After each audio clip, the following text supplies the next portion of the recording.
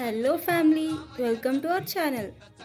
ఈరోజు మనం 200 సంవత్సరాల క్రితం నిర్మించబడిన సీతారాంబాగ్ ఆలయానికి వచ్చేసాము. ఈ ఆలయం ఎంతో పురాతనమైనది. దీన్ని 1820లో సుమారు 25 ఎకరాల స్థలంలో నిర్మించారు. ఈ దేవాలయం యూరోపియన్ వాస్తు శైలిలో నిర్మించారు. ఆ రోజుల్లో తెలంగాణ ప్రాంతంలో విద్యా సంస్థలు లేకపోవడం వల్ల సీతారాంబాగ్ ఆలయ ప్రాంగణంలో సాంస్కృతిక పాఠశాలను ప్రారంభించి ఉచిత విద్యను అందించారు. ఇక్కడ చాలా ఆలయాలు ఉన్నాయి. అందులో వెంకటేశ్వర స్వామి ఆలయం ఒకటి.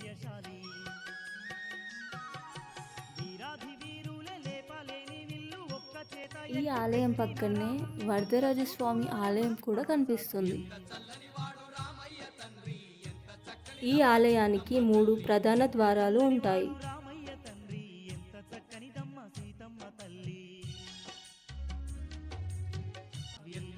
ఈ ఆలయాన్ని పూరన్ మల్జీ గెనేరివాలా అనే మార్వాడి సేటు కట్టించారు.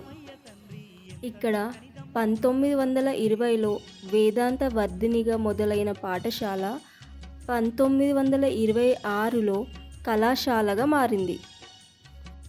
ఎంతోమంది సంస్కృత పండితులు ఇక్కడ విద్యను అభ్యసించారు.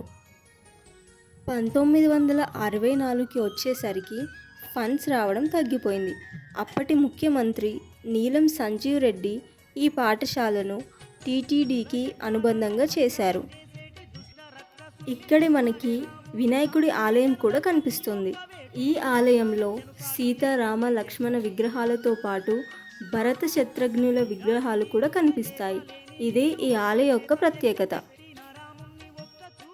ఈ విగ్రహాలను ఎత్తైన గంధపు మండపం పైన ప్రతిష్ఠించారు. ఇక్కడ శ్రీరామనవమి ఉత్సవాలు చాలా ఘనంగా చేస్తారు.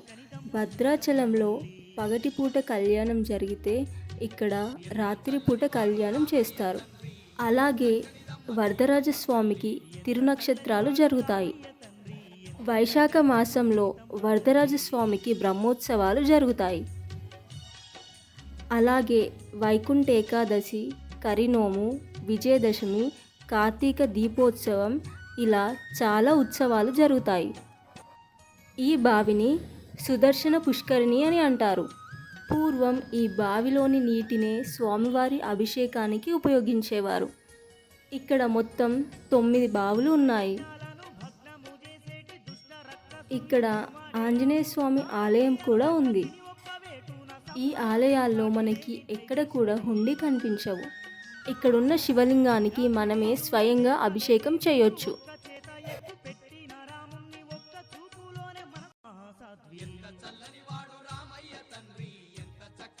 హనుమాన్ ఆలయానికి పక్కనే శ్రీ చతుర్భుజ్ మాతాజీ ఆలయం కూడా ఉంది. ఈ టెంపుల్ టైమింగ్స్ వచ్చేసి మార్నింగ్ 6 నుండి 11:30 వరకు, మళ్ళీ ఈవినింగ్ 5:30 నుండి 8 వరకు ఓపెన్ ఉంటుంది.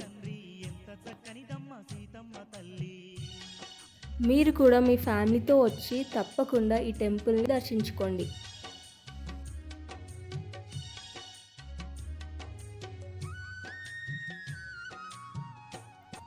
ఈ ఆలయ ప్రాంగణంలో గోశాల కూడా ఉంది. అంతే అండి, నెక్స్ట్ వీడియోలో మళ్ళీ కలుద్దాం. ఇలాంటి మరిన్ని వీడియోస్ కోసం మన ఛానల్ని సబ్స్క్రైబ్ చేసుకోండి.